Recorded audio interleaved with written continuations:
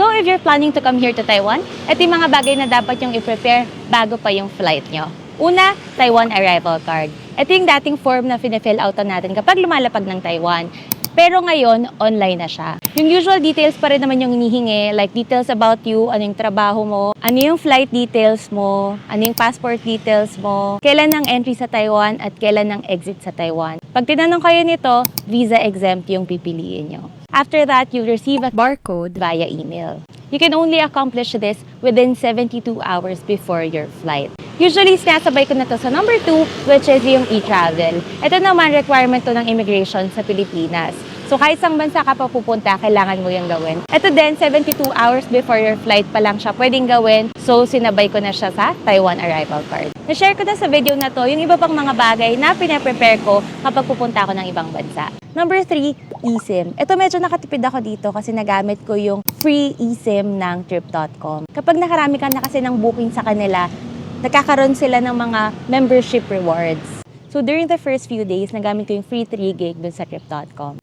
Nung naubos na, saka na lang ako ulit bumili ng eSIM. Pero sa Trip.com pa rin. So recently, dito na talaga ako bumibili ng eSIM kasi na-discover ko na parang mas mura pala siya compared sa ibang platforms. Also, meron siyang option na tingi-tingi. Meron siyang 1, 2, 3, 4, 5, 6, 7, 8, 9, 10, 11 days. Di ka tulad sa ibang platform na ang option mo lang ay either 3 days, 5 days, or 10 days. So kung halimbawa 8 days yung stay mo, malulugi ka ng 2 days kapag 10 days yung binili mo.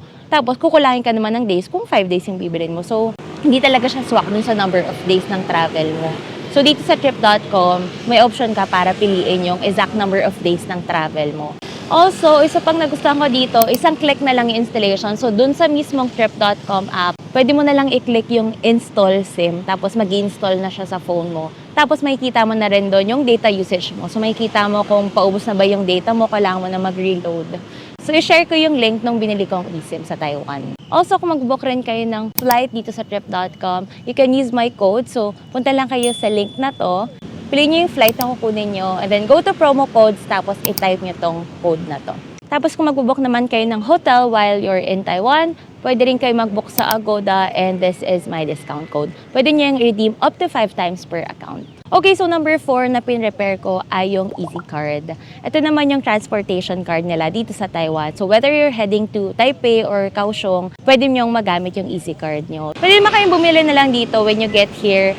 Pero minsan mahirap kapag red-eye flight kayo or gabing-gabi ng dating nyo or sobrang aga ng dating nyo, baka wala pa kayong makuhanan. So for me, mas okay na mayroon na kayong Easy Card when you get here para may option kayo na mag-MRT. So halimbawa, nung paglapag ko sa Kaohsiung, instead na mag-Uber na ganito yung presyo, naka-ready na ako na makapag-MRT kasi meron na akong Easy Card na nagamit ko ng 2023 and 2024.